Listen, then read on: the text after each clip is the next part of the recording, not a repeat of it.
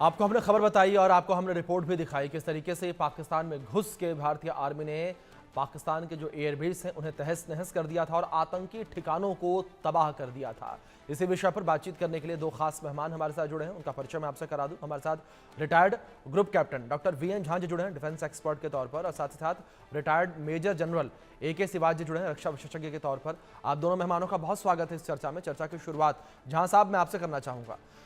Sir, जिस तरीके से ये पूरी खबर निकलकर सामने आई थी कि भारत ने 15 ब्रह्मोस मिसाइलें जो हैं वो पाकिस्तान के ऊपर दागी थी, जब इसको मैं पढ़ रहा था, देख रहा था, एक रिपोर्ट सामने आई थी जहां साहब, उसमें ये कहा गया था कि भारत ने जब पाकिस्तान के ऊपर हमला किया था, उस हमले से पहले भारत ने जो है भारतीय सेना ने एक डमी जहाज उड़ाया था, जिससे कि जो पाकिस्तान का डिफेंस सिस्टम है वो कंफ्यूज हो गया और उसके बाद एक के बाद एक 15 मिसाइलें दाग दी गई। तो सर, मेरा सवाल यहाँ पर यह है कि क्या ऐसी पॉसिबिलिटीज हैं?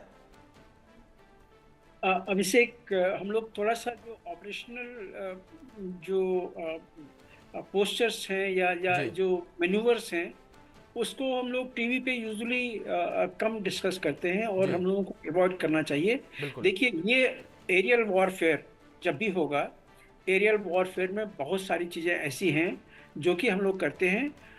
जो आपने सजेस्ट किया हुआ है कि क्या इसको एक डिकॉय की तरफ में वो यूज़ हमने किया हुआ है।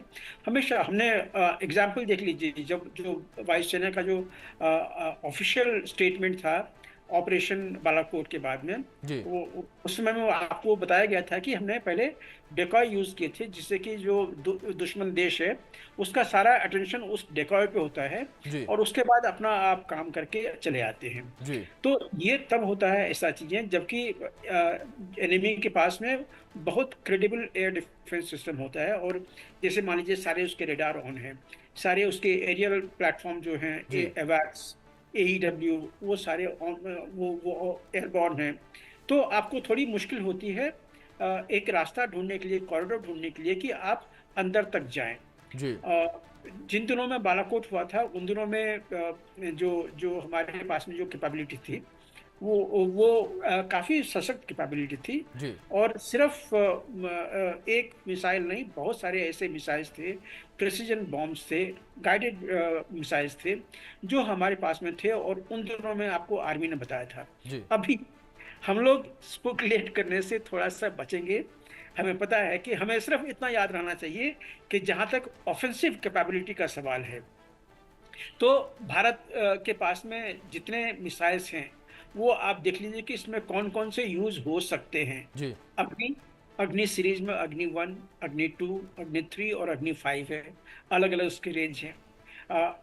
जो पृथ्वी सिस्टम है हमारा, उसमें पृथ्वी 2, पृथ्वी जी 3, ये ग्राउंड वर्जन्स हैं, उसको अटैक की जा सकते हैं। और इसी में बिल्कुल नाइट कैपेबिलिटी भी हमारे पास में है पृथ्वी में। बिल्कुल इसके अलावा प्रलय, अग्नि प्राइम, बिल्कुल जहां शौर्य, साहब, अगर याद बात रखिए। अगर और मिसाइलों याद को लेकर रखिए की जाए, शौर्य। अगर भारत के डिफेंस सिस्टम को लेकर की जाए, तो भारत का डिफेंस सिस्टम इस वक्त काफी ज्यादा मजबूत है। जिस तरीके से आपने तमाम मिसाइलों का जिक्र किया, उनका नाम आपने गिनवाया, ये तमाम मिसाइलें भारतीय सेना के बेड़े में शामिल है, जिससे भारतीय सेना की और ज्यादा मजबूती देखने को मिलती है। सिवाज साहब, मैं आपका रुख करूंगा इस बीच। और सर, जिस तरीके से हमने देखा ऑपरेशन सिंदूर की सफलता को हमने देखा, और एक एक मिसाइलें, एक एक हमले जो हैं भारतीय आर्मी के, वो निशाने पर जाकर लगे हैं। और वहीं दूसरी ओर अगर पाकिस्तान को लेकर बात की जाए सिवाज साहब, पाकिस्तान का एक भी निशाना नहीं लगा। भारतीय आर्मी इतनी अलर्ट थी और हमारे डिफेंस सिस्टम इतने मजबूत थे कि एक एक निशाने को हवा में ही मार गिराया गया। हाँ, देखो, ये सच्चाई अभिषेक की कहीं ना कहीं हमने रशिया यूक्रेन वॉर और इजराइल हमास लड़ाई से भी काफ़ी कुछ सीखा। जी जो हमने अपना multi layered air defence system बताया, वो मुझे लगता है काबिल तारीफ था, जिसके अंदर आपके S-400 भी हैं, आकाश मिसाइल भी हैं, 12 के 8 मिसाइल जिसका आपने बताया। जी उसके बाद हमारे पास जो इंडिजन जो हमारे पुराने वेपन थे उनको हमने अपग्रेड किया, Ju-23 बैरल, जी शिलकास, L-70, और एक एंटी ड्रोन सिस्टम जो है कि कैनेटिक नॉन कैनेटिक। अगर आप देखें, 7 चीज़ें आपने करके इनको एक इंटीग्रेट किया, इम्प्रेग्नेबल बना दिया जी कि अगर दुश्मन की कोई मिसाइल, रॉकेट या ड्रोन आएगा तो उसी के तहत किसको किससे डिस्ट्रॉय करना है उसको डिस्ट्रॉय किया जाएगा। ये सच्चाई है कि हमारा जो एयर डिफेंस सिस्टम था काफ़ी पुख्ता रहा, और ज़्यादातर रॉकेट मिसाइल और ड्रोन पाकिस्तान की तरफ से आए उनको हवा में ही बर्बाद कर दिया गया।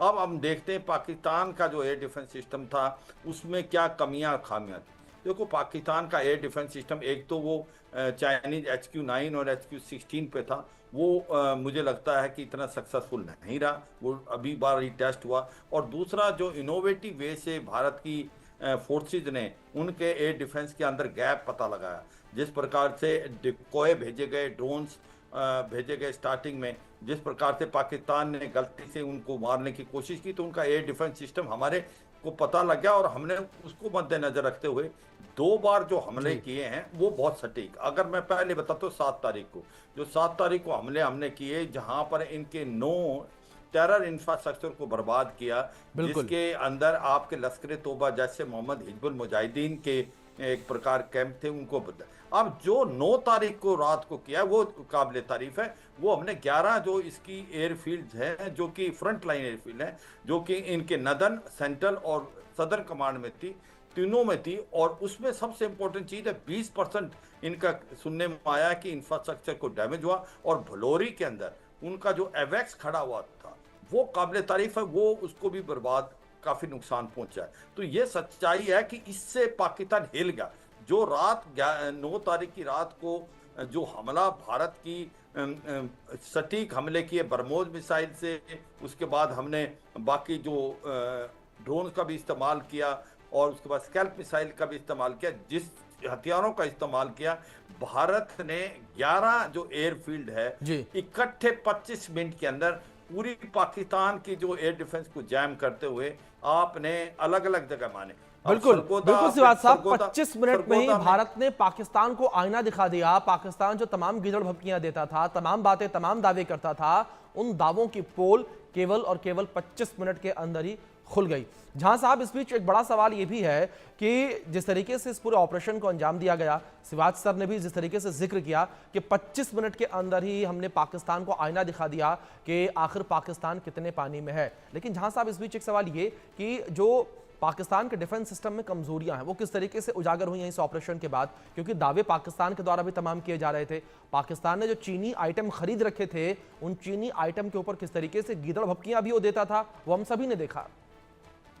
जी हाँ, देखिए एक चीज़ आपको ध्यान में रखना होगा, एज एन एयरफोर्स ऑफिसर मैं आपको ये बता सकता हूँ कि जब से अलर्टनेस पे गई थी 22 तारीख से ही 23 तारीख से ही भारतीय सेना जो थी अलर्ट मोड पे थी और पाकिस्तान उन्हीं दिनों से सो नहीं पा रहा था, उसके सारे सिस्टम्स जो थे वो ऑन थे।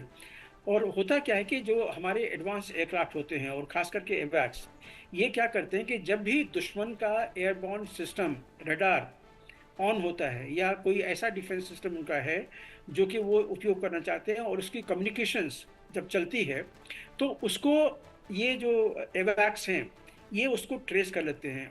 एडवांस एयरक्राफ्ट जैसे रफाल है, ये अगर एयरबॉर्न हुआ और पाकिस्तान के अगर रडार ऑन हुए तो इसके फ्रीक्वेंसी को पिकअप कर लेता है, उसको एनालाइज कर लेता है और अगर बाद में उसको जैम करने की ज़रूरत पड़ती है तो उसको जैम कर देते हैं। तो ये जो लगभग लगातार 23 तारीख से चल रहा था वो बहुत फ़ायदे में रहा भारत, क्योंकि हमें पाकिस्तान के एयर डिफेंस सिस्टम के हर वो जगह पता थे कहाँ कहाँ पे इनका रेडार है, कहाँ इनका एयर डिफेंस सिस्टम है और किस तरह की उनकी जो कम्युनिकेशंस प्रॉपर्टी है। क्योंकि हमारा एवैक्स जो है वो तो खास करके दुश्मन के जो CCC है, command control and communication centre, उसको पकड़ने में माहिर है। तो ये चीज़ें हमें पता चल गया था और इसी का आपने प्रतिरूप देखा कि एनिमी के एयर डिफेंस सिस्टम में जहाँ भी छेद था हमने वहां से स्ट्राइक किया। आपने लाहौर तो देखा ही कि बिल्कुल जहां साहब हमने किस तरीके से जो पाकिस्तान दावे करता था अभेद किले के, उसे भेदा और 9 आतंकी ठिकानों को तबाह भी किया। उसके बाद भी किस तरीके से हमने स्ट्राइक की और हर किसी ने देखा और पूरा विश्व इस वक्त भारत के लोहे को मान रहा है। मैं आप दोनों से रिक्वेस्ट करूंगा सर आप बने रहे मेरे साथ। इस बीच एक बड़ी खबर सामने आ रही है, इसका रुख कर लेते हैं, जहां आकाश तीर भारत के लिए ढाल बना। ऑपरेशन सिंदूर में पाकिस्तान को धूल चटाई और जंग के मैदान में 100% सफल स्ट्राइक रेट रहा है। कई पाकिस्तानी ड्रोन और मिसाइलों को भी मार गिराया। ये बड़ी खबर जो इस बीच सामने आ रही है, जंग के मैदान में जो स्ट्राइक रेट है आकाश मिसाइल का वो 100% का रहा है। ये बड़ी खबर है, आकाश तीर भारत के लिए ढाल बना है। ये बड़ी खबर और जंग के मैदान में आकाश तीर भारत के लिए ढाल का काम करता हुआ नजर आया। और 100% स्ट्राइक रेट के साथ उसने अपना काम किया है, अपने काम को अंजाम दिया है। आप दोनों मेहमान मेरे साथ बने हुए हैं। शिवाज सर, मैं आपका रुख करूंगा। शिवाज जी, जिस तरीके से आकाश तीर का नाम निकलकर सामने आ रहा है इस बीच, आकाश तीर की अगर खूबियों को लेकर बात करें, किस तरीके से, वैसे तो जिस तरीके से खबर सामने आई है, खूबी भी इसमें पता चल रही है कि स्ट्राइक रेट 100% का। हाँ देखो, सच्चाई क्या है अभिषेक, इसमें इस बार हमने 2-3 चीजें बहुत अच्छी की जी। एक तो जो integrated air defence system, army का, एयरफोर्स का, नेवी का, सबको मिलाया, इकट्ठा किया। दूसरा, जो हमने इंडिजिनस बनाई हुई थी सामान, उसका भी टेस्ट किया और वो सक्सेसफुल। अब जो स्काई आप कह रहे आकाश तीर जो है, ये आकाश में जो सरफेस टू एयर मिसाइल भी थी, जी। इसने बहुत ही बेहतरीन काम किया। और ये सच्चाई है, ये इंडिजिनस बनाया हुआ है और इसके जो मार थी 100% थी और सटीक थी।